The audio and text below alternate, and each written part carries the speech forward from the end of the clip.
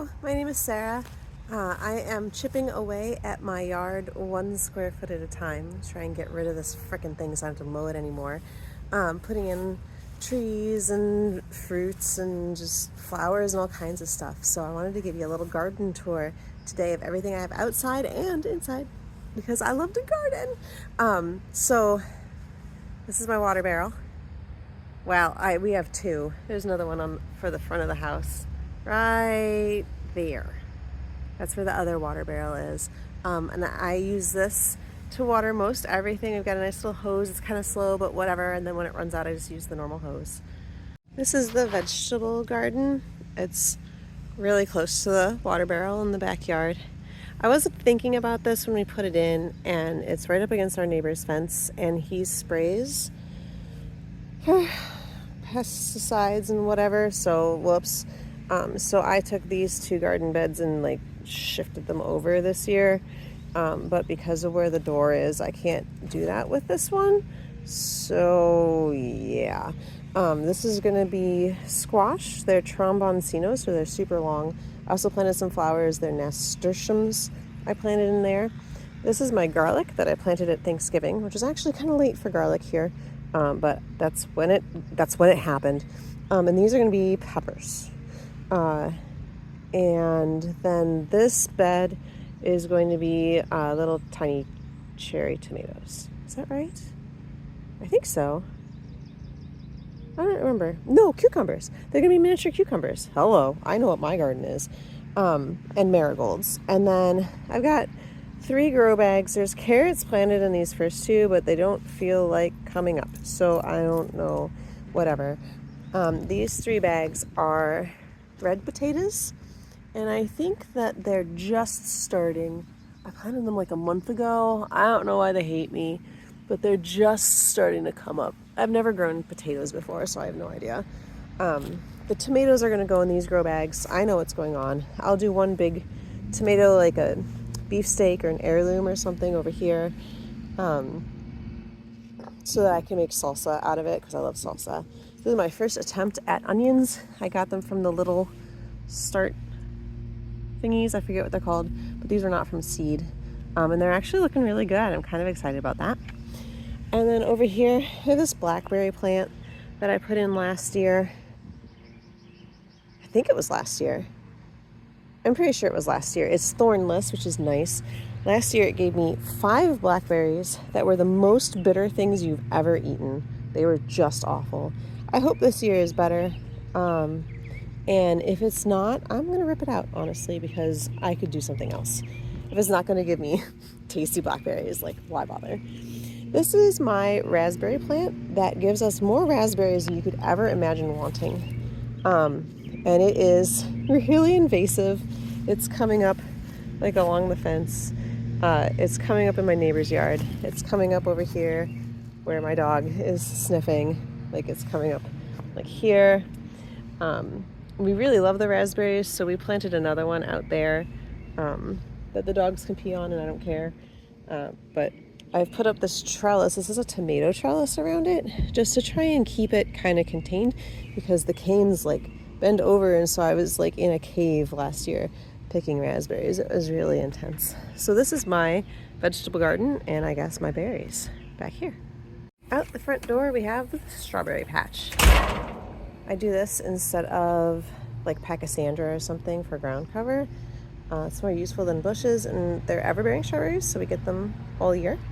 I've got a couple of flower pots here to kind of attract more bees, and I continued this out last summer, so it's gonna fill in as we go. The white azalea, pink azalea, the Japanese maple, like a dwarf one, and then I've got 2 apple trees over here. One of them is a Honeycrisp, the other one's not, but I don't remember what it is.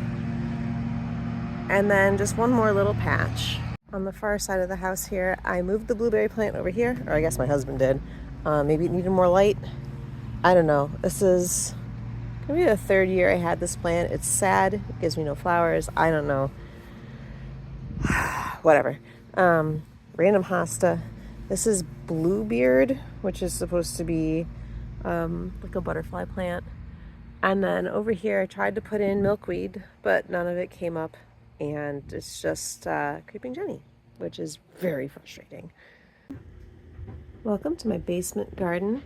I've got 3 arrow gardens and then 1 let pot. I'm actually going to tear this let pot down because it sucks. And then my seedlings over here. So, well, I'll start at what I'm pointing at. These are my seedlings. I'm just starting to harden these off. These taller ones are the peppers, actually, that are growing in the arrow garden. This in the middle here is tomatoes that are also growing in the arrow garden. And these are the cucumbers that are growing in the arrow garden. It's been a slow start. Had to get a heat mat because our basement is cold. I tried to start them in egg cartons and it did not work. And so once I just kind of dumped the seeds in here, it worked. I don't know. Egg cartons didn't work for me. Whatever. Let pot mini. I obviously have let this go a little bit. It's okay for like the first month or 2, but obviously everything outgrows it, even herbs. You certainly can't do anything like a cucumber in it. So I think I'm just gonna like sell it on Facebook or something. I don't know. It's kind of a pain. Doesn't hold a lot of water because it's so small, and it's hard to clean, and I don't know, it's just tiny. And the food growing in it doesn't taste as good as the food growing in the arrow garden. I don't know if it's like the light quality. I'm not really sure. So these are, there's 2 cucumber plants in here. 1, 2, and they're just kind of all mixed together. I do have some cucumbers growing. And I know it looks kind of scraggly, but I have found that if I cut off a couple leaves every couple of days, then the cucumbers grow. And if I don't, then nothing happens. And they just kind of like shrivel up like this and die. So, you know, right now I've got a handful. There's another one here. And I know I could like trim, like this vine is extraneous, right? But it's growing a cucumber, so whatever. These are tiny Tom Hat. These are mini me cucumbers. No, quick snack cucumbers. These are little orange tomatoes. Honestly, they're not very good. They're what's growing over there is seedlings, and I'm gonna see if they taste better in the ground. And I think I'll tear this down this summer and put more peppers because these are amazing. They're sweet peppers. They turn orange. And they are like the freaking tastiest thing. I've got one here. Ooh, it looks like I can trim that one down. Got one back there. They're really, really good. And this takes practically no maintenance. Like the tomato, I really have to get in here and get like all this dead crap out of here and trim back the leaves and the stems that like finish.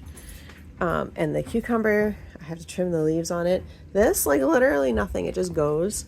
I was keeping it further away from the light. I should probably keep doing that. But I just kind of pull off the yellow leaves and then I'll come in when I'm done videoing. I will cut this right, can't even see, like right here to just keep it down from the light. I think when I plant a new one here, I will do better about keeping it shorter so that it lasts longer because it's just kind of, it is where it is and nothing new is growing like down low. So I think like it's just gonna kind of like branch sideways and then not get enough light because nothing new is growing low. Everything new is growing up high. But anyways, that is my indoor garden. And these tomatoes are fine. I don't know if it's like a nutrient problem. I've tried some different nutrient mixes, but I've heard from my gardening groups that these taste better if they're growing in the soil. So I'm gonna try that this summer and see how it goes.